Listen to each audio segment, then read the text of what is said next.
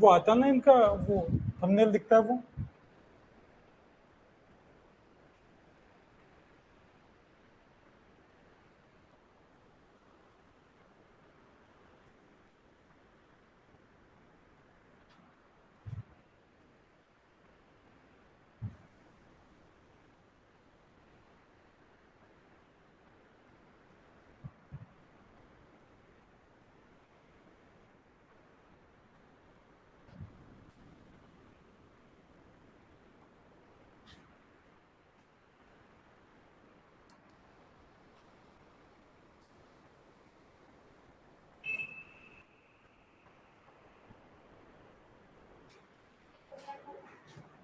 Structure समझा दी थी? क्या लिखा था अपन ने, लिखा क्या था?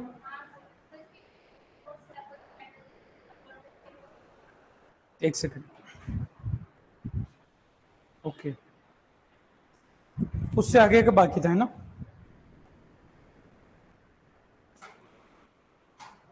Good evening everyone. कुछ लोग आज नए हैं, कितने लोग नए हैं, कहाँ से हो? दौसा से। क्या नाम? जितेंद्र। ठीक है, इजीली याद होगा नहीं मेरे को। हाँ, 12 से। उठा सब करियर पॉइंट वाले दो। अच्छा, चलो। अपन एक दो टॉपिक ऑलरेडी देख चुके थे, और वो आपके लिए इतना इजी इसलिए रहेगा क्योंकि वो सारी क्लासेस अभी तक के यूट्यूब पे पड़ी। ठीक है, अब वाली शायद यूट्यूब पे आपको नहीं मिलेगी। आज से जो क्लासेस है वो अभी तक वाली तो आप लोग जो आज ज्वाइन कर रहे हो उनके लिए कोई टेंशन वाली बात है। और वैसे भी ये क्लासेस आपकी रिकॉर्डेड आपको ऐप पे भी मिल जाएगी। ठीक है, तो आप वहां से भी देख पाओगे, और इजी टॉपिक थे। अब आज जो अपन टॉपिक ले रहे हैं वो समझने वाला ले रहे हैं। जो बच्चे पिछली क्लास में नहीं थे तो थोड़ा सा अपन यहाँ से एक्सप्लेन करते हुए चलेंगे। बहुत आसान सी चीज, जेड लेवल की बात से अपन स्टार्ट कर रहे हैं। टॉपिक है हमारा सेक्सुअल रिप्रोडक्शन इन प्लांट्स। ठीक है, तो भाई जैसे ही अपन नाम सुनते हैं रिप्रोडक्शन, रिप्रोडक्शन का मतलब ये होता है सिंपल सा मल्टीप्लीकेशन ऑफ लिविंग बींग्स, चाहे प्लांट्स हो या एनिमल्स हो। सिंपल सा, उस जो भी स्पीसीज है उसका नंबर बढ़ना, 2 के 4, 4 के 8, 8 के 10, मतलब ये है मल्टीप्लीकेशन, और इसे ही कहते हैं रिप्रोडक्शन। हम बात कर रहे हैं स्पेशली किसकी? प्लांट्स की। प्लांट्स के अंदर भी दो तरीके का रिप्रोडक्शन हम बात करेंगे, जो हमने लिखा भी, एक तरफ सेक्सुअल रिप्रोडक्शन, दूसरी तरफ एसेक्सुअल। हिंदी की किसी को प्रॉब्लम तो नहीं आएगी ना? टर्म्स में बता पाऊंगा, लिखाऊंगा नहीं। जरूरत पड़ेगी तो लिखेंगे, बाकी नहीं लिखेंगे। सेक्सुअल रिप्रोडक्शन और एसेक्सुअल रिप्रोडक्शन, इनका जो बेसिक डिफरेंस है, सेक्सुअल रिप्रोडक्शन का मतलब जहां पर आपका मल्टीप्लीकेशन होगा, पर वो फर्टिलाइजेशन से होगा। When male and female gametes are fused, दोनों फ्यूज होते हैं, फ्यूजन होता है, उसे ही बोलते हैं फर्टिलाइजेशन। और जब फर्टिलाइजेशन इन्वॉल्व होगा और तब और मल्टीप्लीकेशन हो रहा है, means sexual reproduction. And when the reproduction without fertilisation, that is asexual reproduction. Clear है? बहुत आसान सी चीज, आगे पढ़ेंगे अपन पूरा। सेक्सुअल रिप्रोडक्शन के लिए हमें बेसिक जो बात पता होनी चाहिए वो फ्लावर, क्योंकि the site for sexual reproduction in plants is flower. Simple सा क्वेश्चन है कि भाई सेक्सुअल रिप्रोडक्शन प्लांट्स में होता कहां है? फ्लावर में होता है। जो स्ट्रक्चर वो जो है वो फ्लावर है। फ्लावर के अंदर मैं कोई ज्यादा हार्ड चीजें आपको नहीं बता रहा हूं, एक मतलब सिंपल सिंपल सी है जो जस्ट रिवाइज करवा दूंगा। पहली बात, इसे कहते हैं modified shoot. Flower is the modification of, question आ जाता है सिंपल सा, रूट शूट कुछ भी पूछ ले तो हम आंसर देंगे शूट। ये पूरा मॉडिफिकेशन शूट का है। किस तरीके से अगर मैं इसको समझूं तो ये अपन स्टेम समझ लें, जिस पर बहुत सारी लीव्स लगती है। ये लीव्स दिख रही, आगे पेटल्स भी लीव्स है, ये भी लीव्स, और ये मॉडिफाई हो चुके हैं। हम नहीं कह रहे एक्चुअल शूट है, बट ये उसी का मॉडिफिकेशन हो रखा है। तो अपने को यहां पर ध्यान रखना है। तो यहां जो कुछ चीजें हैं बेसिक, अपन बाहर से चलें तो जो पहले पढ़ चुके हैं उनको लिखवा दिया, मैं आज वापस से वो चीज लिखवाऊंगा। 4 वर्ल्स होते हैं। 4 वर्ल्स मतलब 4 चक्र के दो, घेरे के दो। आउटर से इनर की तरफ चलें, सबसे आउटर मोस्ट, ऐसा नहीं है ये हमने फ्लावर को लॉन्गिट्यूडनली कट करके आपको दिखाया। फ्लावर तो 3D होता है, ठीक है। तो ये आउटर मोस्ट वर्ल है, वो होता है सेपल का। किसका होता है? सेपल का, जिनका ग्रुप कहलाता है कैलिक्स। क्या कहता है? या तो आप सेपल को कैलिक्स नहीं कहोगे, या तो सेपल्स लिखो, क्योंकि ग्रुप सेपल्स, तो अपन कहेंगे कैलिक्स।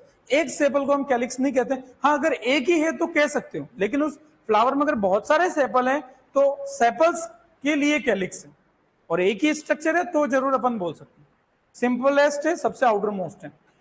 दूसरा जो मेन आपको पेटल्स देखने को मिलते हैं, जो हम गुलाब के फूल में जो मेन पंखुड़ी जिसको कहें, वो हमारे होते हैं एक पेटल, बहुत सारे petals, and that group is called Corolla. Easy है। चलो उसके बाद थर्ड जो आपको वर्ल्ड देखने को मिलेगा दैट इज स्टेमेन। सिंगल को स्टेमेन बोलेंगे, एक को स्टेमेन बोला, बहुत सारे हैं तो स्टेमेन्स, और अब ये बन गया ग्रुप, इसको क्या कहेंगे? एंड्रोशियम।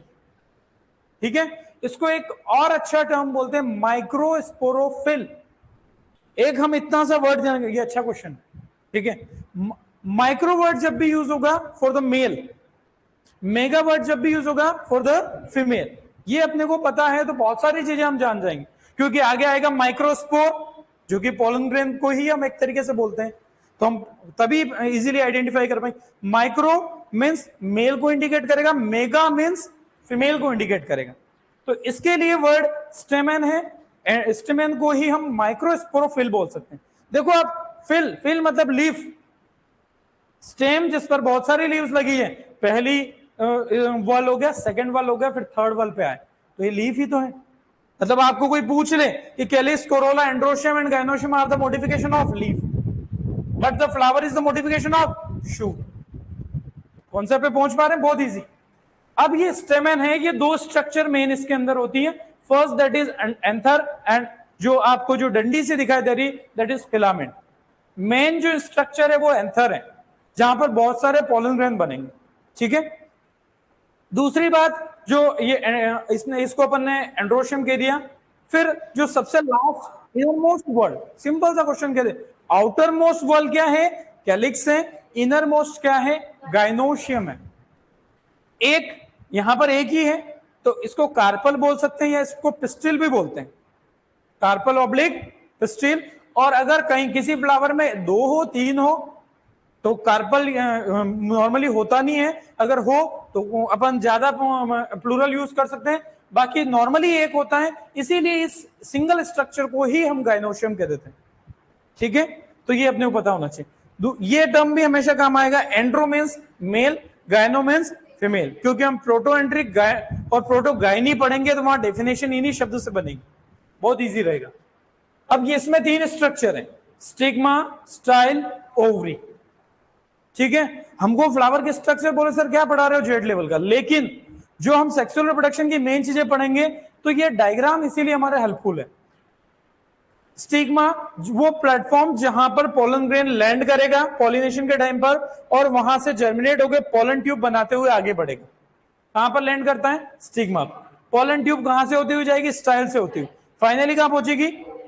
ओवरी में जाएगी। ओवरी आपका फ्यूचर में, यानी कि after fertilization ovary forms fruit. Ovary fertilization के बाद क्या बनाती है? फ्रूट। ओवरी के अंदर क्या है? ओव्यूल्स।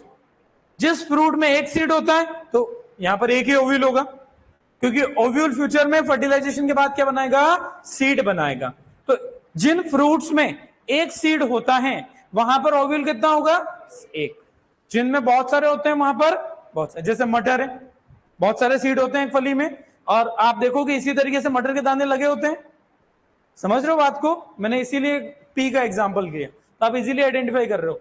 तो ये एक ओव्यूल एक सीड बना देगा, तो ओव्यूल की जो कवरिंग होगी इंटेगुमेंट्स, वो फ्यूचर में क्या बनाएगी? सीड कोट बनाएगी। अभी डायग्राम अपन देख लेंगे। रिसेप्टेकल, जहां पर ये सारी स्ट्रक्चर जुड़ी हुई, इसे पेडिसिल कहते हैं इस डंडी को। और थैलेमस एक और वर्ड यूज होता है, जहां पर ये एक्चुअली सारे वहीं से निकले, थैलेमस। ठीक है, ये स्ट्रक्चर क्लियर है? इजी है? सभी को समझ में आ रही है? ये मेरे को केवल समझानी थी कुछ चीजें, हाँ, जिनको लिखा दी, और वो हल्की सी मैं और बता देता हूं। अब यहां पर दो तरीके के फ्लावर अपन कहते हैं, तो कंप्लीट और इनकम्प्लीट। कंप्लीट और इनकम्प्लीट, ऐसे फ्लावर जिनमें चारों ही टाइप के वर्ल्स प्रेजेंट हो उन्हें कहते हैं complete flower. Calyx, corolla, androecium, gynoecium, those flowers are called complete flower. Incomplete, चारों में से कोई भी एक एब्सेंट हो, या तो कैलिक्स नहीं होगा, या कोरोला नहीं होगा, एंड्रोशियम नहीं होगा, या बाकी तीन तो होगी, that is called incomplete flower. Easy. दूसरा होता है परफेक्ट इम्परफेक्ट, लिखवा दिया था मैंने आपको। परफेक्ट फ्लावर ऐसे होते हैं जिनमें मेल और फीमेल रिप्रोडक्टिव स्ट्रक्चर दोनों प्रेजेंट होते। परफेक्ट है भाई, उसको किसी के दूसरे फ्लावर पर, दूसरे प्लांट पर पॉलिनेशन के लिए डिपेंडेंट ही नहीं है, उसमें मेल स्ट्रक्चर भी और फीमेल भी है, यानी कि एंड्रोशियम भी है और गाइनोशियम है, और those flowers are called bisexual flowers. Bisexual समझते हैं, और इन्हें हर्मेफ्रोडाइट फ्लावर भी कहते हैं। अपन आप पढ़ते हो शायद, अर्थवॉर्म हर्मेफ्रोडाइट होता है आई थिंक, मुझे एंटो का बहुत ध्यान नहीं, लेकिन कुछ मुझे याद आ रहा हल्का सा। ठीक है, तो हर्मेफ्रोडाइट मतलब ऐसा इंडिविजुअल, ऐसा फ्लावर जिसमें मेल और फीमेल रिप्रोडक्टिव स्ट्रक्चर दोनों प्रेजेंट है, तो हर्मेफ्रोडाइट फ्लावर। दूसरे फ्लावर ऐसे हैं जिन्हें कहते हैं अपन इम्परफेक्ट कहते हैं, जिनमें या तो मेल रिप्रोडक्टिव स्ट्रक्चर होगी या फिर फीमेल रिप्रोडक्टिव स्ट्रक्चर होगी। अगर उन फ्लावर में केवल मेल रिप्रोडक्टिव स्ट्रक्चर है तो ऐसे फ्लावर को अपन कहते हैं स्टेमिनेट फ्लावर कहते हैं। क्या कहते हैं? मेल फ्लावर कह दो या स्टेमिनेट फ्लावर अपन कह सकते हैं। केवल फीमेल रिप्रोडक्टिव स्ट्रक्चर है तो पिस्टिलेट फ्लावर या फीमेल फ्लावर अपन कह सकते हैं। क्लियर है? ये पढ़ लिया था अपन ने, इसके अलावा और कोई चीज जो छूट रही है ऐसा तो नहीं है, इतना ही पढ़ा था। चलो ठीक, ये तो अपने को क्लियर हो गया। इससे आगे अपन देखें दूसरा डायग्राम है, उसमें भी कोई खास चीज नहीं है, वो तो आपको सारी चीज अपन ने पढ़ी ली, तो इसमें मैं कोई ऐसा स्पेशल नहीं बता रहा हूं। तीसरे डायग्राम पर आते हैं जो थोड़ा खास है, ये भी हल्का सा अपने को, ज्यादा आपके काम का नहीं है तो हल्की से बता दें। एंथर होता है, एंथर के अंदर क्या होता है, इसको ट्रांसवर्स सेक्शन, दो सेक्शन होते हैं, लॉन्गिट्यूडनल, भाई मेरे को अगर काटा जाए लॉन्गिट्यूडनल नहीं काटना, ठीक है, तो इस तरीके से काटा कि मेरे लॉन्गिट्यूडनल लंबाई से दो पार्ट हो गए, मतलब वो लॉन्गिट्यूडनल सेक्शन। ठीक है, ट्रांसवर्स मतलब यहां से काटा और फिर आपको दिखा रहे तो ट्रांसवर्स सेक्शन आड़ा, तो ये अपन ने कैसे काटा, ट्रांसवर्स। खड़ा काटते हैं तो लॉन्गिट्यूडनल। ऐसा काटने पर इसको चार आपको यहां पर पोलन सेक्स देखने को मिलती है, 1 2 3 4, चार टोटल है, तो टेट्रास्पोरेंजिएट बोलते हैं। क्या बोलते हैं? Tetrasporangiate anther. किसमें? मोस्टली हम सारी बात किसकी कर रहे हैं, एंजियोस्पर्म, फर्स्ट क्लास में बताया था इससे पहले वाली में। तो यहां पर चार आपको पोलन सेक्स देखने को मिल रही है, चार पोलन चेंबर आप कह सकते हो, और दो लोब में देखो, दो एक तरफ है, दो एक तरफ। ठीक है, तो इसको अपन और भी नाम दे सकते हैं, तो टेट्रास्पोरेंजिएट या बाइलोब्ड भी अपन कह सकते हैं। दो लोब में, एक लोब में दो पोलन सेक्स, टोटल कितनी हो गई, 4। इसके अंदर क्या बन रहे हैं, पोलन ग्रेन्स। क्या बनते हैं? पोलन ग्रेन्स बनते हैं, और वो पोलन ग्रेन्स जब बर्स्ट होती है, आपका एंथर बर्स्ट होता है, तब पोलन ग्रेन रिलीज होते हैं और पॉलिनेशन होता है। ठीक है, जेड लेवल पे हम डिटेल पढ़ाते हैं, पर आपके लिए जरूरत नहीं। दूसरी और बात अगर अपन देखें तो यहां पर जो अपने को इंपॉर्टेंट स्ट्रक्चर जो समझनी है,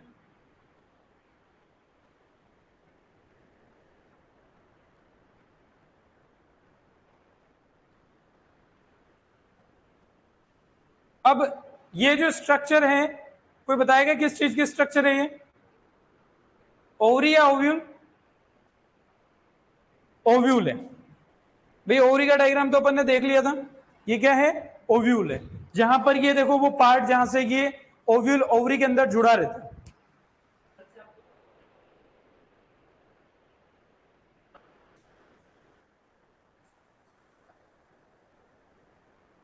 ठीक है, कोई दिक्कत तो नहीं? ठीक, तो यहां पर ओवरी का डायग्राम आपको समझ में आ गया था भाई। आपका ऊपर आपने स्टिग्मा, स्टाइल और ओवरी नीचे पड़ा। ओवरी में बहुत सारे ओव्यूल्स लगे हुए थे, उसमें से एक ओव्यूल का डायग्राम आपके सामने दिखा है। ठीक है, ये जहां से जुड़ा हुआ वो पार्ट दिखा है। अब ये लेबलिंग अपन समझ लें, टेक्निकली आपको एक एक डेफिनेशन कोई नहीं पूछेगा, पर हमें बेसिक नॉलेज हल्का सा होना चाहिए। फ्यूनिकल वो डंडी जिससे ओव्यूल ओवरी से अटैच्ड होता है और जिस प्लेस पे अटैच होता है, जैसे ये आपकी ओवरी की वॉल है, ठीक है, ये जो है ये क्या है, ओव्यूल है। ये जिस डंडी से अटैच है उस डंडी को बोला फ्यूनिकल। जिस प्लेस पे अटैच है उसको कहते हैं प्लासेंटा। क्या कहते हैं? प्लासेंटा कहते हैं। ठीक है, अब पढ़ते हो बायो में, प्लासेंटेशन अपने काम का नहीं, हल्का सा बताएं। फ्यूनिकल, फिर एक पार्ट दिख रहा है आपको हाइलम, हाइलम थोड़ी देर बाद बताता हूं। अब ये फ्यूनिकल से ही पूरा ओव्यूल ओरिजिनेट हुआ। यहां से ये लाइन जैसा पार्ट दिख रहा है कि आपको, ब्लैक लाइन, ये वेस्कुलर टिश्यू होता है।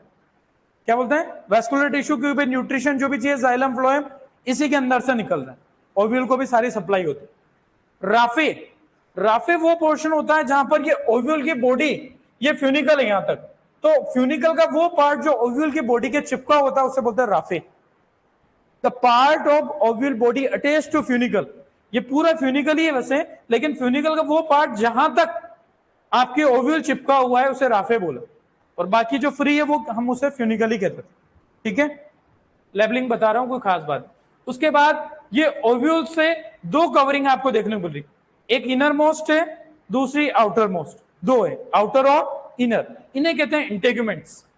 इंटेगुमेंट्स, आउटर इंटेगुमेंट्स और इनर इंटेगुमेंट्स। जब सीड डेवलपमेंट होता है तो सीड के अंदर आपको कुछ सीड में आपको दोनों इंटेगुमेंट्स देखने को मिलेगी, कुछ में एक भी मिलती है।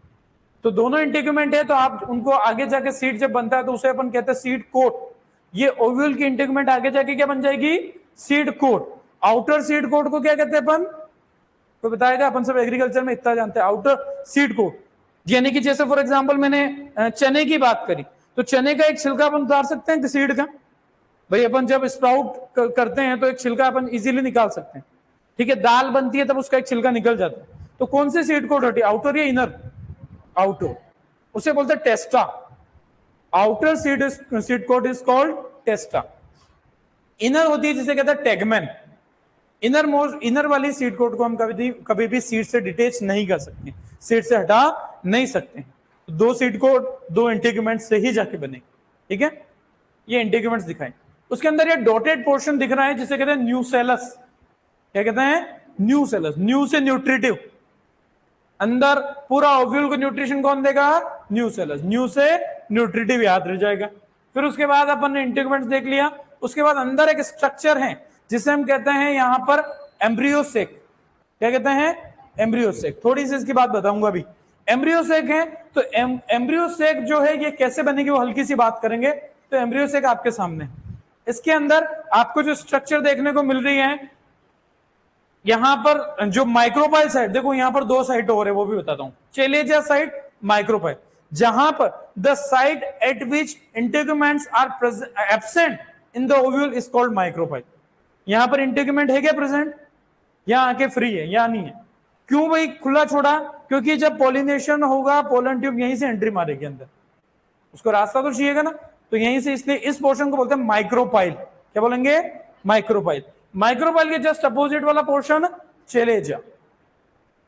एक हाइलम और बचा हुआ दिख रहा है। हाइलम वो होता है जहां पर आपका ओव्यूल और फ्यूनिकल बिल्कुल अटैच दिखते हैं, जिनका सेंटर का पोर्शन, दोनों के बीच का पोर्शन हाइलम होता है।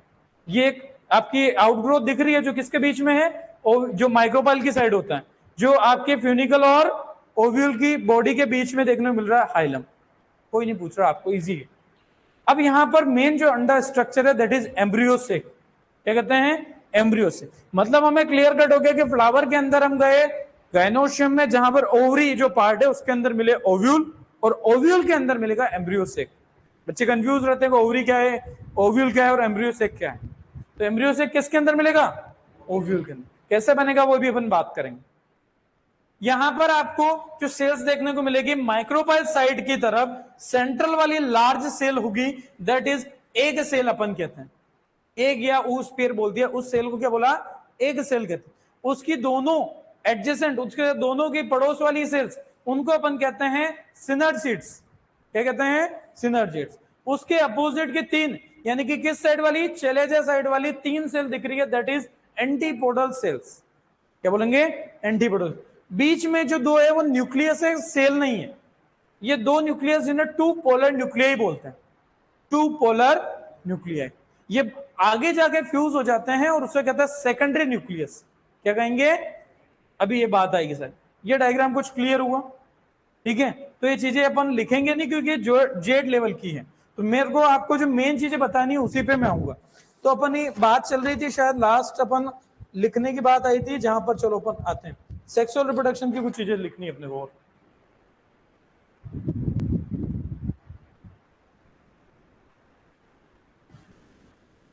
अब सेक्सुअल रिप्रोडक्शन जो अपन बात कर रहे थे उसी के अंदर की हम बात करते हैं आगे की।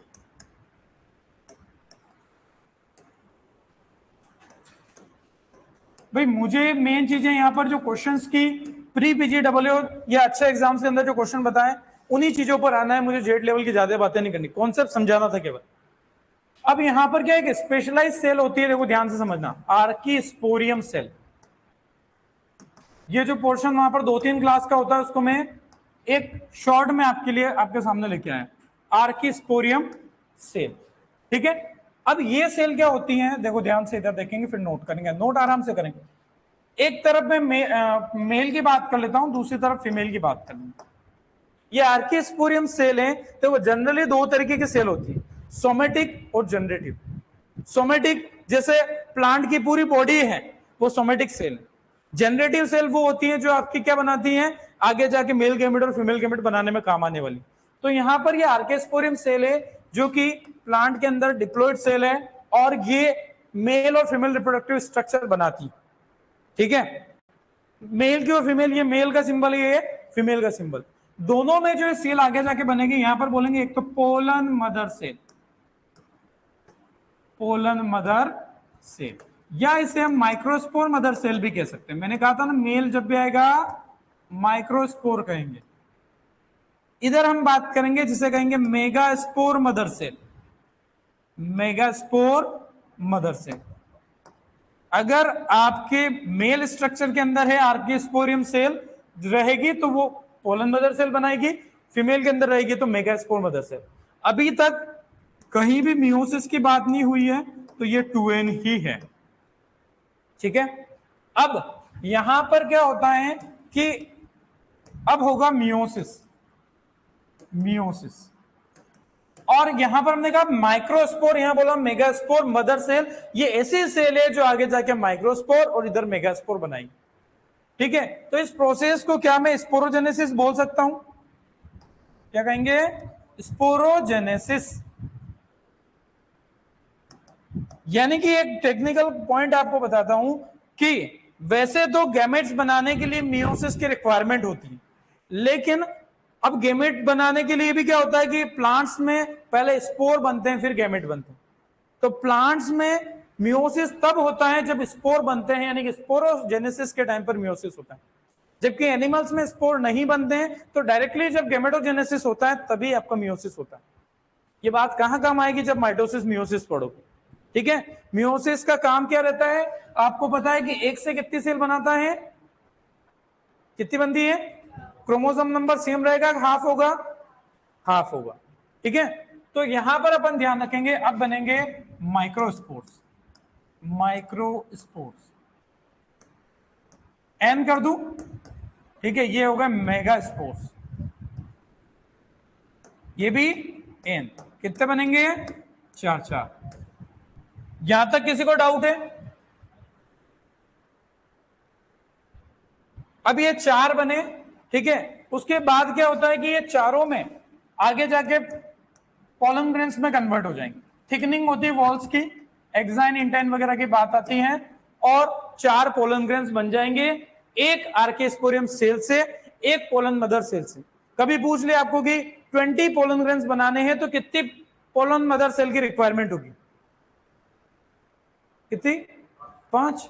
ठीक है, तो ये कॉन्सेप्ट यहां से पकड़ में आएगा, इजी सा क्वेश्चन कभी भी बना दे। बात आ रही समझ में, या आपको पोलन सेल का नंबर दे दे और आपको पोलन ग्रेन्स पूछे, आप बता पाओगे। ठीक है, अब ये 4 इधर देखते हैं, यहां थोड़ा सा अलग मामला है। अच्छा, पोलन ग्रेन हैप्लॉइड या डिप्लॉइड, जब तक कोई डिवीजन नहीं लिखा जाता है वो हमेशा माइटोसिस मानते हैं। जब भी मियोसिस है उसके बारे में हम पूरी बात लिख देते हैं। ठीक है, ताकि बार बार माइटोसिस लिखेंगे तो याद करते करते अपन परेशान हो जाएंगे। तो जहां मियोसिस है वहीं मियोसिस लिखना है, केवल ये पूरी प्लांट के लाइफ साइकिल में यहीं पर मियोसिस होगा, इसके अलावा कहीं मियोसिस नहीं होगा। ठीक है, 4 पोलन ग्रेन्स बन गए वो ठीक है। यहां पर खास बात है कि ये 4 मेगास्पोर में से 3 डीजेनरेट हो जाती है और एक ही बनती है फंक्शनल मेगास्पोर। तो एक फंक्शनल मेगास्पोर होगी, एक फंक्शनल मेगास्पोर, और ये फंक्शनल मेगास्पोर में जब डेवलपमेंट होगा तो ये आगे जाके बनाएगी एम्ब्रियोसेक।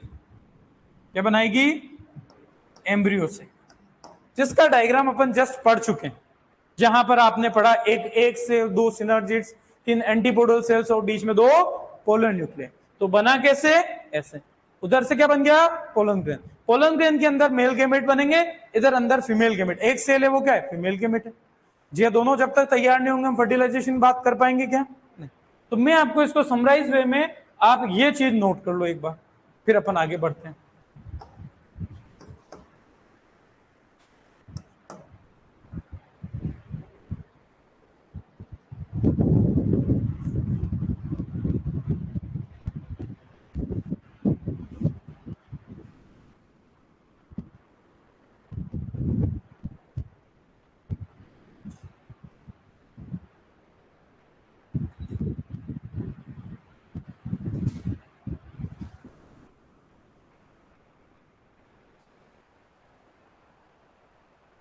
ऑनलाइन वालों को पढ़ने में आ जाएगा, नहीं तो दो पार्ट में इसको पहले इधर वाला जूम करके लिख लो, फिर आगे चले जाना, नहीं तो पढ़ने में दिक्कत आएगी।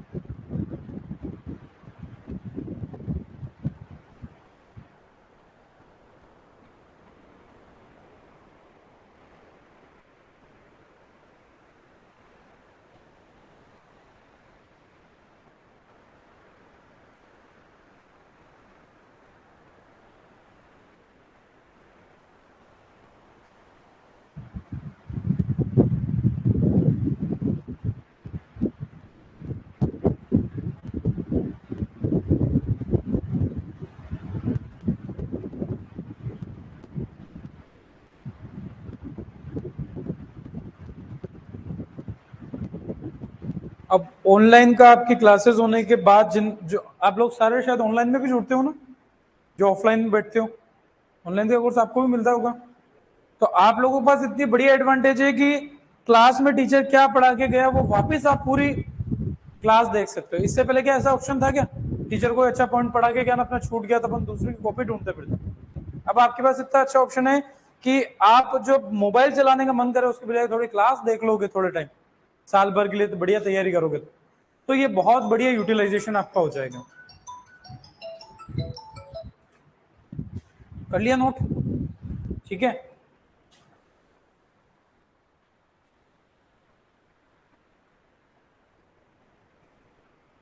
तो ये सिंपल सा अपने सामने है कि ये सारा काम ऊपर वाला कहाँ हो रहा है, एंथर के अंदर हो रहा है, नीचे वाला सारा काम कहाँ हो रहा है, ओव्यूल्स में हो रहा है। एंथर और ओव्यूल पहले ही मैंने आपको दिखा दिया।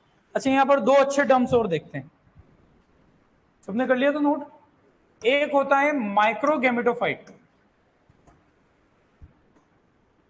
माइक्रोगेमेटोफाइट,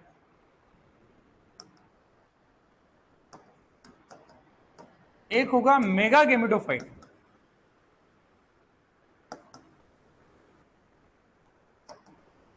अब माइक्रोगेमेटोफाइट किसको कहते हैं, pollen grains along with pollen tube, pollen grain along with pollen tube,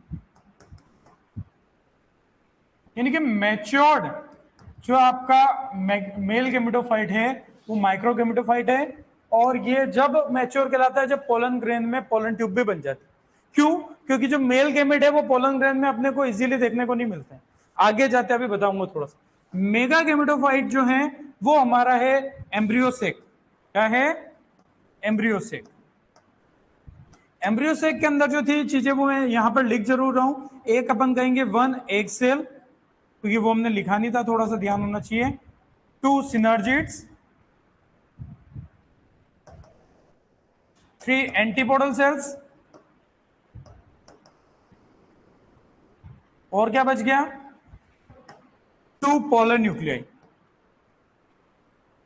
और पोलर न्यूक्लियाई दो हैं, आगे जाके एक बन जाएगा, और ये फ्यूचर में इन्हीं को क्या कहते हैं, सेकेंडरी न्यूक्लियस।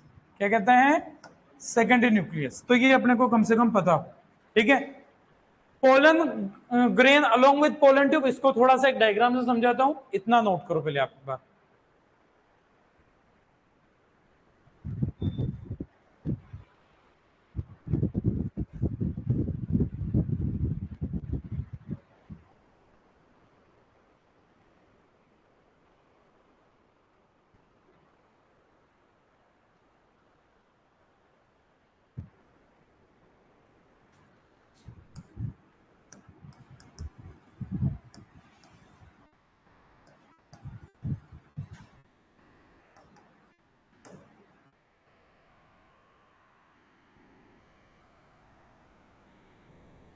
एक्चुअली ये जो चीजें अपन अभी पढ़ रहे हैं, ये चीजें अच्छे अच्छे एग्जाम्स में हमको लगता है ये बहुत छोटी चीजें बायोलॉजी की है, लेकिन ये चीजें जब आप एमएससी करने के बाद सीड ऑफिसर का एग्जाम देते हो, वहां ढेर सारे क्वेश्चन आते हैं, जेआरएफ के पेपर में यहाँ से क्वेश्चन पूछ लेते हैं, तो अपने को लगती है छोटी, लेकिन हमें पता ही नहीं होती आधी चीज, और ये एग्जाम में क्वेश्चन अक्सर बनाती है।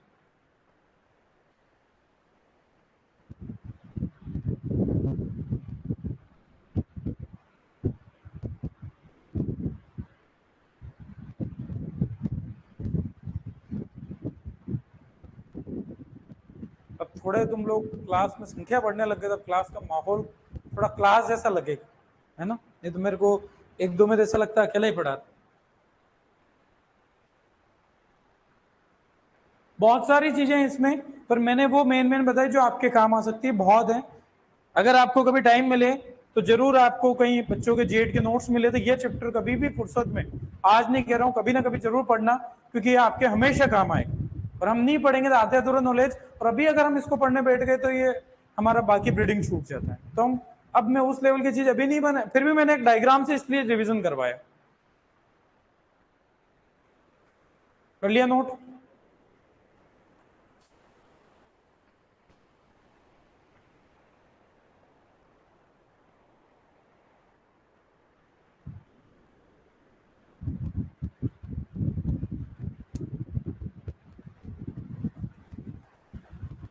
बढ़े आगे? अच्छा, इसके लिए मैं देख रहा हूँ शायद एक डायग्राम अगर मेरे पास होगा तो आपको समझाना और थोड़ा इजी हो जाएगा मेरे लिए।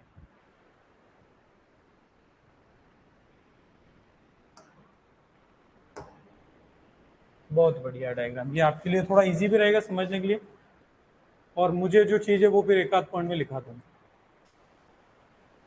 हमने क्या बोला था कि 4 माइक्रोस्पोर बनते हैं एक पोलन मदर सेल से, बात सही है। 4 माइक्रोस्पोर जो होते हैं उनमें जब थिकनिंग ऑफ वॉल्स, उनकी जो वॉल्स है वो जब थिक हो जाती है तो उसे अपन कहते हैं पोलन ग्रेन। ये डायग्राम आपके सामने पोलन ग्रेन है, ठीक है।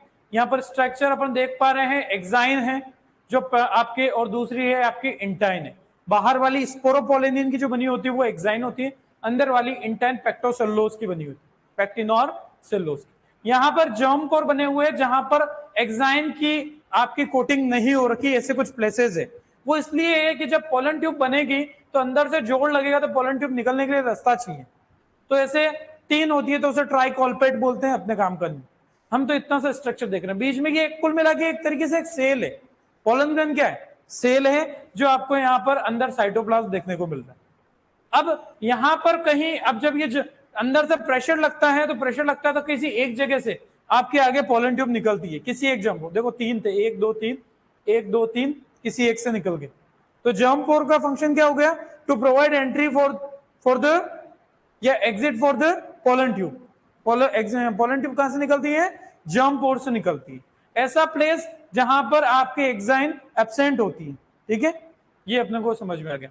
अब यहां पर अंदर ये आगे जाके 2 सेल में डिवाइड हो जाता है। अंदर ये सेल, एक बड़ी वाली जो दिखती है जिसे हम वेजिटेटिव सेल कहते हैं, छोटी वाली जो दिख रही है दैट इज जनरेटिव सेल। क्या कहेंगे, जनरेटिव सेल। अब यहां पर न्यूक्लियस भी दोनों का दिखेगा, तो mitotic division in generative cell, generate vegetative cell, तो पूरा पोलन ग्रेन का जो स्ट्रक्चर है वो उसी से बन जाएगा। यानी कि आपका मेन न्यूक्लियस ये होगा, देखो ये अलग से साइड में गई जनरेटिव, तो ये अलग चलेगी और main pollen grain generative cell का बन गया। यहां पर ये जनरेटिव सेल में अब डिवीजन होगा और इससे 2 न्यूक्लियस बनेंगे, और वो दो न्यूक्लियस आगे जाके दो मेल गैमेट बनेंगे। बोले सर ये क्या आगे, ये इस पूरी सेल का जो न्यूक्लियस था वो जिसे ट्यूब न्यूक्लियस या वेजिटेटिव न्यूक्लियस भी कहते हैं। वापिस से देखना है अपन, इस सेल में दो सेल बनी, एक छोटी सी साइड में बनी जिसे हमने कहा जनरेटिव सेल। जनरेटिव सेल ये अलग रह गई और ये पूरी सेल वेजिटेटिव बन गई, उसका वेजिटेटिव का न्यूक्लियस ये, और जनरेटिव के अंदर ये दो न्यूक्लियस दिख रहे हैं आपको। जनरेटिव सेल वो होती है पोलन ग्रेन की वो सेल जो आपके आगे जाके दो मेल गैमेट बनाती है, अंदर दो न्यूक्लियस बने जो आगे जाके दो मेल गैमेट बनेंगे। ठीक है, तो ये दो मेल गैमेट बने, ट्यूब न्यूक्लियस, ये पूरी सेल का न्यूक्लियस है आगे आगे, ये आगे पूरा जैसे मॉनिटर चलता है ना पूरी क्लास को ले जाने के लिए, वैसे ये आगे चल रहा है। पोलन ट्यूब को जिधर जिधर ले जाना ये ले जाके जाएगा। ठीक है, और pollen tube on the stigma, stigma पर जाने के बाद पोलन ट्यूब बनती है, पहले बनती है क्या, नहीं बनती है। तो ये आपकी इस तरीके से स्ट्रक्चर समझ में आ गए। तो आपको यहां से ये समझ में आया कि आपके कितने मेल गैमेट होते हैं, दो। फीमेल गैमेट एक ही होता है जिसे हम एक सेल कहते हैं। क्या कहते हैं, एक सेल। तो ये डायग्राम अपने को समझना था, ये पूरा रटना नहीं है। यहां पर मैं इतना सा लिख सकता हूं कि जनरेटिव सेल, इतना सा दो, एक लाइन में इस चीज को खत्म करते हैं। पोलन ग्रेन, इसके अंदर दो सेल बन गई, वेजिटेटिव सेल, इसके अंदर एक और जनरेटिव सेल। तो इतना सा क्वेश्चन पूछ लेते हैं, गेमेट्स का जी और जनरेटिव का जी ऐसे याद रख लेंगे हम। तो जनरेटिव सेल, ठीक है, ये आगे जाके क्या बनाएगी, टू मेल गैमेट्स, और मेल गैमेट्स को ही हम कह सकते हैं स्पर्म न्यूक्लियाई। क्या कहते हैं, स्पर्म न्यूक्लियाई। अच्छा, यहां से एक बात क्लियर हो गया कि आगे काम आएगी ये चीज जब हम मेल स्टेरिटी पढ़ेंगे। मेल गैमेट क्या होता है, न्यूक्लियस। अंदर अभी डायग्राम में हमने देखा ना कि यहां पर ये न्यूक्लियस है वो दो में, mitotic division in generative cell, और यहां सेल तो पूरी एक है लेकिन अंदर दो न्यूक्लियस बन गए। तो मेल गैमेट क्या होते हैं, न्यूक्लियस होते हैं, इसे स्पर्म न्यूक्लियाई बोला जाता है। जबकि फीमेल गैमेट सेल होती है, एक सेल। तो आपको आगे मैं पूछूंगा कि साइटोप्लाज्म दोनों पेरेंट में से कौन कंट्रीब्यूट करता है, आप क्या कहोगे, फीमेल पेरेंट। कौन कंट्रीब्यूट करता है, सेम एनिमल्स में भी ऐसे होता है, स्पर्म एंड ओवम। स्पर्म होता है वो न्यूक्लियस होता है, ओवम होता है वो सेल होती है। तो साइटोप्लाज्म कौन कंट्रीब्यूट करता है, ओवम यानी कि फीमेल पेरेंट। तो ये हमारे अभी आगे मेल स्टडी में काम आने वाला। तो यहां से अपने को समझ में आया जनरेटिव सेल है जिसका न्यूक्लियस आगे जाके दो मेल गैमेट बनाता है, जिनको स्पर्म न्यूक्लियाई कहते हैं। नोट कर लो, छोटी सी बात।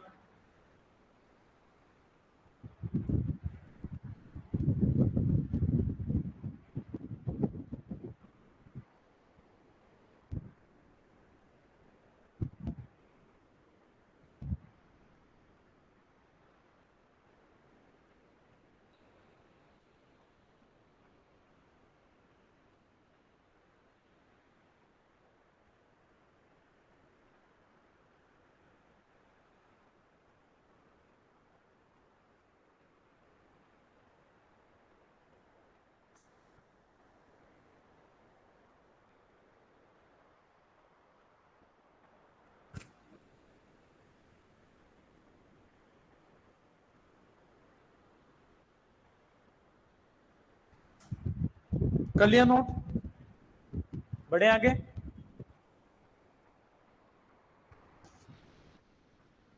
अब अपने को पढ़ना है यहां पर फर्टिलाइजेशन। ठीक है, कैसे, तो यहां पर अपन आते हैं फर्टिलाइजेशन। देखना, समझना इधर, फर्टिलाइजेशन हम सारी बात कर रहे हैं एंजियोस्पर्मिक प्लांट्स की। ठीक है, किसकी बात कर रहे हैं, एंजियोस्पर्मिक की। तो क्योंकि मोस्टली क्रॉप्स हमारी एंजियोस्पर्म होती है। एंजियोस्पर्म यानी कि those are having the fruit, ऐसे प्लांट्स जिनमें फ्रूट बनता है वो एंजियोस्पर्म। ऐसे प्लांट जिनमें नॉर्मली फ्लावर्स आते हैं वो आपके एंजियोस्पर्म, इन्हें फ्लावरिंग प्लांट्स भी अपन कहते हैं। ठीक है, तो ये अपने को यहां पर पता हो। अब हमारे पास कितने मेल गैमेट है, दो। कितने हैं, दो। फर्टिलाइजेशन होगा तो देखते हैं दो का क्या होगा। पोलन ग्रेन आया, स्टिग्मा पर पोलन ट्यूब बनाया, ये दोनों मेल गैमेट पोलन ट्यूब में चल रहे हैं साथ के साथ। कहां पहुंचेंगे ये, ओवरी के वहां, ओवरी से फिर किस में एंट्री करेंगे, ओव्यूल में, ओव्यूल से फिर कहां एंट्री होगी, एम्ब्रियो सेक में। बात आ रही समझ में, दो मेल गैमेट पहुंच गए। हम तो डायरेक्ट मेन चीज पे आ रहे हैं, वहां पहुंच गए। अब यहां पर पहला तो जो मेल गैमेट है वो एक सेल से फ्यूज हो जाएगा, किससे होगा, एक सेल से, ये एन है, ये भी एन है, ठीक है। क्योंकि अब जब तक एक बार मियोसिस होगा, जब तक फर्टिलाइजेशन नहीं होगा, वापस 2n कभी भी नहीं हो पाएगा। भाई न्यूक्लियस बढ़ेगा कैसे? जब तक फर्टिलाइजेशन नहीं होगा। अभी सारे एन चल रहे हैं। ये यहां पर दोनों में जब फ्यूजन होगा, तो फ्यूजन होने पर क्या होगा, इसे अपन यहां पर कहेंगे, जो सीधा सा बनेगा आपका जाइगोट। क्या बनेगा? जाइगोट। जाइगोट एन होगा 2n, क्योंकि अब क्या हो गया, फर्टिलाइजेशन हो गया दोनों में। और इस प्रोसेस को हम यहां पर बोलते हैं, सीधा सा इसको अपन कहेंगे सिनगेमी। क्या कहेंगे? सिनगेमी। सिनगेमी क्या होता है? जहां पर एक मेल गैमेट एक सेल के साथ फ्यूज होता है और जाइगोट बनाता है, जो कि जाइगोट आगे जाके एम्ब्रियो बनाएगा। जो कि एम्ब्रियो कहां प्रेजेंट होता है? सीड के अंदर, ठीक है। जाइगोट कहां बना? ओव्यूल के अंदर। एम्ब्रियो सेक कहां है? ओव्यूल के अंदर है। सारा काम कहां हो रहा? ओव्यूल में। तो एम्ब्रियो बनेगा ओव्यूल में। ओव्यूल के आगे जाके क्या बनेगा? सीड। सीड में भी एम्ब्रियो होता है, तभी तो वो लिविंग होता है सीड। बात आ रही समझ में? ये बात तो क्लियर हो गई। तो एम्ब्रियो भी कैसा है? 2n।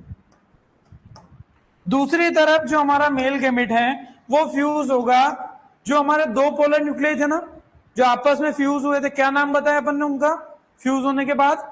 Secondary nucleus. क्या लिखा था अपन ने? सेकंड। दो पोलर न्यूक्लियस जो सेंटर में दिख रहे थे एम्ब्रियोसेक में, वो उनमें जब फ्यूजन हो जाता बाद में, तो सेकेंडरी न्यूक्लियस कहते हैं। तो ये किसके साथ फ्यूज हुआ? सेकेंडरी न्यूक्लियस के साथ। तो सेकेंडरी न्यूक्लियस एन होता है, 2n होता है, क्योंकि दो फ्यूज हो गए, तो अब क्या हो गया? 2n हो गया। तो ये कैसा होता है? 2n। अब ये 2n होता है, और जब यहां पर इन दोनों में फ्यूजन हो जाएगा, तो यहां पर बनता है पैन, यानी कि primary endosperm nuclei. Primary endosperm nuclei. देखो ये न्यूक्लियाई ही बोला है। ये मेल गैमेट न्यूक्लियस है या सेल है? न्यूक्लियस है। ये दोनों क्या है? न्यूक्लियस। यहां क्या नाम है? Primary endosperm nuclei. आगे जाके ये बनाता है फिर एंडोस्पर्म। क्या बनाता है? एंडोस्पर्म। नारियल का पानी अपन पीते हैं, वो पूरा क्या है? एंडोस्पर्म है। सिंपल सा एग्रीकल्चर में सबको पता होना चाहिए, जो नारियल का कोकोनट वाटर होता है, वो होता है न्यूक्लियर एंडोस्पर्म। और आगे जाके साइटोकाइनेसिस हो जाता है, तो जो हम खोपरा खाते हैं, वो है सेलुलर एंडोस्पर्म। क्या होता है? अब इसमें बहुत ज्यादा न्यूट्रिशन क्यों होता है? क्योंकि एंडोस्पर्म का काम ही है न्यूट्रिशन।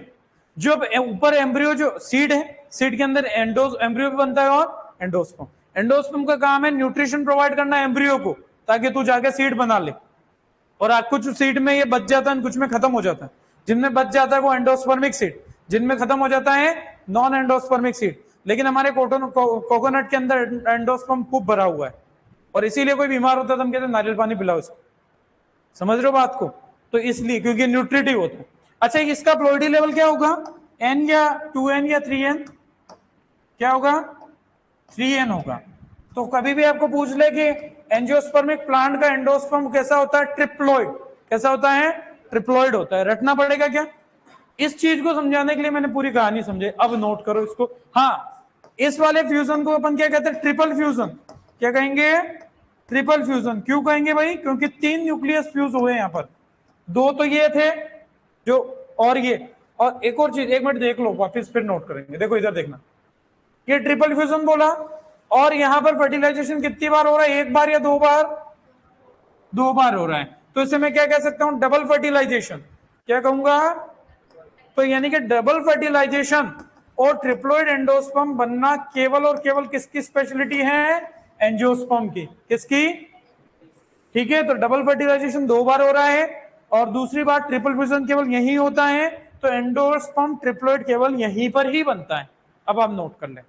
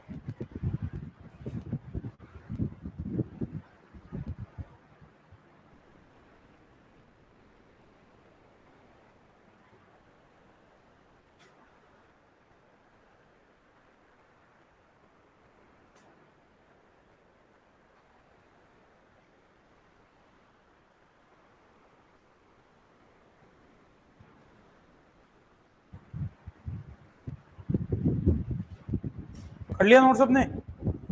तो यहां से हम एक चीज समझ सकते हैं कि किसी भी स्पीसीज का क्रोमोसोम नंबर कांस्टेंट रखना, उसके लिए मियोसिस बहुत ज्यादा इंपॉर्टेंट है।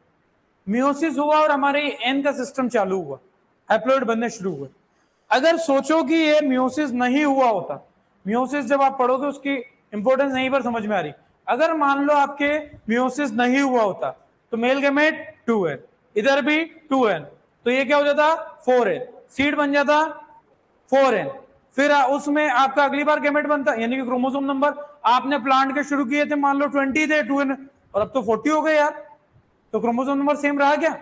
नहीं रहा। हम बात करते हैं अगर मियोसिस है तो क्या हुआ, प्लांट का क्रोमोसोम नंबर फॉर एग्जांपल मेज है 2n इक्वल्स टू 20, तो मेल गैमेट कितने बना n 10, फीमेल गैमेट 10, दोनों फर्टिलाइजेशन 20, आगे जाके बनेगा 20, तो ये सीड बनेगा, फिर जर्मिनेशन होगा तो 20 रहेगा ना। तो यानी कि किसी भी स्पीसीज का क्रोमोसोम नंबर कांस्टेंट होता है, उसके लिए रिस्पॉन्सिबल कौन है? मियोसिस। ये जब मियोसिस के अपन इंपॉर्टेंस लिखते हैं तो वहां ये लाइन लिखते हैं, आता रही समझ में? चलो, इसके अलावा और तो मुझे क्या बताना था, ठीक है ये चीज बतानी थी। अब अपन आगे बढ़ते हैं।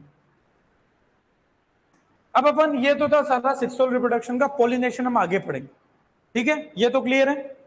अब यहां पर थोड़ी सी बात लेते हैं एसेक्सुअल रिप्रोडक्शन की, यानी कि हम सीधा से यहां पर कह सकते हैं, मैं सॉरी सारी बात प्लांट्स के लिए कर रहा हूं, मल्टीप्लीकेशन ऑफ प्लांट्स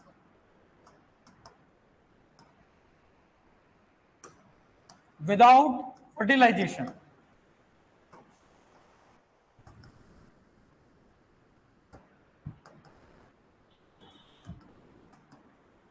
क्लियर है? ये तो सिंपल है।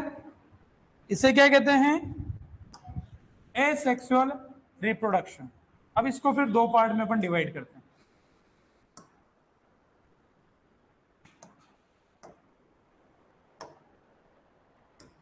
पहला है जिसे हम कहते हैं वेजिटेटिव रिप्रोडक्शन, वेजिटेटिव रिप्रोडक्शन। दूसरा हम जिसे कहते हैं एपोमिक्सिस, क्या कहेंगे? एपोमिक्सिस, या फिर हम एगेमोस्पर्मी भी इसको कह सकते हैं, एगेमोस्पर्मी। ये हमारा तभी समझ में आएगा जब हमें एम्ब्रियो सेक की स्ट्रक्चर पता है, ओव्यूल की स्ट्रक्चर पता है, जो हम आज पढ़ लिए हैं, तो अभी हमारे अगली क्लास में समझने में आसान रहेगा। यहां पर दोनों में क्या हो रहा है? When the multiplication of plants by vegetative parts, इतना सा लिख दूं, वेजिटेटिव पार्ट्स। जो भी आप हॉर्टिकल्चर के अंदर पढ़ते हो वो सारी चीजें यहां आएगी। जहां पर प्लांट के किसी भी पार्ट से मल्टीप्लीकेशन करके गुलाब की कटिंग लिए नया पौधा बना दिए, कोई फर्टिलाइजेशन नहीं, कुछ नहीं, सीधा से क्या हो गया? Vegetative reproduction. यहां पर क्या होगा? डेवलपमेंट ऑफ एम्ब्रियो, एम्ब्रियो बनेगा, डेवलपमेंट ऑफ एम्ब्रियो, कभी कभी सीड भी बनता है, डेवलपमेंट ऑफ एम्ब्रियो, लेकिन फर्टिलाइजेशन तो अब भी नहीं होगा, हमने पहले ही कह दिया, विदाउट फर्टिलाइजेशन। तो ये बेसिक डिफरेंस अपने को पता होना चाहिए। दोनों ही एसेक्सुअल के टाइप है क्योंकि दोनों में ही फर्टिलाइजेशन नहीं होता है, लेकिन यहाँ डायरेक्ट प्लांट बन जाएगा और वहां पर एम्ब्रियो बनेगा। बात आ रही समझ में? तो एक बार ये नोट करो, फिर इसके अपन कुछ चीजें देखते हैं।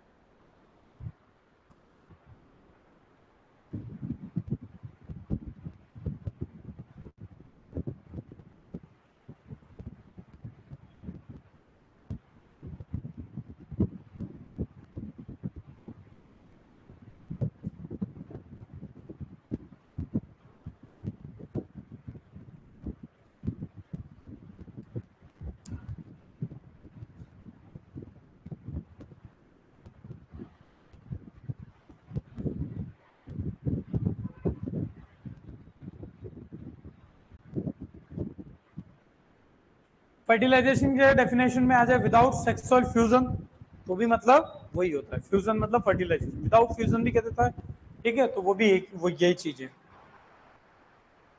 कर लिया नोट, बढ़े आगे।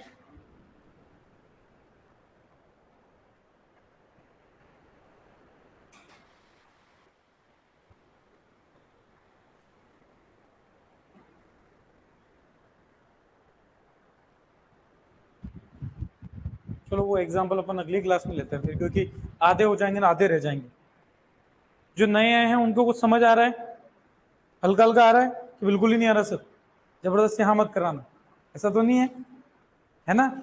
आ रहा है? कितने दिन से आ रहे हो? आज ही चालू हुए या उससे पहले क्या आ रहे हो आप पहले आए थे? ठीक है, क्यों 2-3 दिन से मैं आया नहीं था इसलिए। चलो ठीक है, देखो एक चीज सिंपल सी चीज, अपना 2 मिनट बचा है तो बता के जाता हूँ कि आज आप बैठे हो, देखो सिंपल सा है कि यहाँ पर और बच्चे होंगे या यहाँ बैठे है कि नहीं है, बहुत सारा तैयारी कर रहे होंगे, प्री पीजी की भी तैयारी कर रहे हैं और आगे की बीएससी आपकी लगभग या तो कंप्लीट हो चुकी है होने वाली। जितनी एग्रीकल्चर की कॉम्पिटेटिव एग्जाम की तैयारी करनी है उसके लिए एग्रीकल्चर स्ट्रांग चाहिए, नहीं तो आप रिटर्न कभी भी नहीं निकाल पाओगे। चाहे बैंक की तैयारी कर लो तो भी एग्रीकल्चर चाहिए, डबल एओ जितने आप कर लो सब जगह एग्रीकल्चर स्ट्रांग चाहिए। और वो एग्रीकल्चर का सिलेबस हमारा आता है जनरल एग्रीकल्चर जिसको आप कहते हैं, और वो जनरल एग्रीकल्चर में आता है सारे ये 10-12 सब्जेक्ट अपने जो भी आप प्री पीजी में पढ़ रहे हो। कोई अलग से कुछ एक आध सब्जेक्ट में हो सकता है थोड़ा बहुत सिलेबस डिफरेंस, अपने जो पढ़ेंगे उनमें कहीं डिफरेंस, हर एग्जाम में काम आएगा। बात आ रही समझ में? अब होगा क्या कि दो आप लोगों में से ही जो तैयारी कर रहे हैं, एक तो थोड़े टाइम बाद हो सकता है एओ बन के बैठा होगा, डबल एओ बन के बैठा होगा, या उसने एमएससी पीएचडी कर ली तो आगे जाके असिस्टेंट प्रोफेसर मिलेगा, बहुत अच्छी अच्छी पोस्टों की बात कर रहा हूं मैं, और ऊपर जाएगा, ठीक है। और कुछ होंगे जो पिताजी कह देंगे भाई तूने बीएससी करी अब क्या करना, खाद बीज की दुकान खुलवा दूं तेरे, और अपने एग्रीकल्चर वाले खोल के बैठे हैं कितने सर, ठीक है। तो आपकी बीएससी का पिताजी फिर वही वैल्यू करेंगे कि भाई तेरे एक दुकान खुलवा देते। तो अपने को डिसाइड करना है कि अपना फ्यूचर कहां है। तैयारी शुरुआत एक ही स्तर से होती, ठीक है, बिल्कुल जीरो से मान के चलोगे तब भी आपका सिलेक्शन हो जाएगा, लेकिन जैसा यहां पर कहा जा रहा है आपको वैसे चलना है। मैं कोई हार्ड एंड फास्ट नहीं कहता हूं, बस थोड़ा सा हमारी आज की जनरेशन की दिक्कत आ रही है, मोबाइल आ रही है, थोड़ा सा उसको दूर रखना सीख लो बस, ठीक है। थोड़ा सा ऐसा करो कि उसको या तो इसकी बैटरी कम चलनी चाहिए जो उसको बार बार चार्जिंग लगाना पड़े, थोड़ा स्विच ऑफ करना सीख लो। अगर किसी को कहता है सर मेरे को रात को पढ़ने का शौक है, रात को 9 बजे के बाद ना तो पिताजी करेंगे फोन ना और कोई करेगा, स्विच ऑफ कर लो। ऑन रहेगा तो ये होगा बार बार उसकी आदत पड़ जाती है, अपने को मेरी भी है, पर मैं जॉब लग गया कोई बात नहीं, आज आपको लगना है, आपको अच्छी जगह जाना है, तो उसके लिए थोड़ा सा अगर हमारा ये सेक्रीफाइस हमारा फ्यूचर बनाना है तो ऐसे और 10 काम अपन करने को तैयार कर सकते हैं ना, और अपन बनाएंगे अपना फ्यूचर। और आप में से अच्छे अच्छे जगह बच्चे दिख रहे हैं और हमारे स्टूडेंट और हमारे से अच्छी पोस्टों पे हमको देखने को मिलता है तो दिल से खुशी होती है, और आप लोगों में से भी मिलोगे। तो इतना सा आपसे कह रहा हूँ, ठीक है, थैंक यू।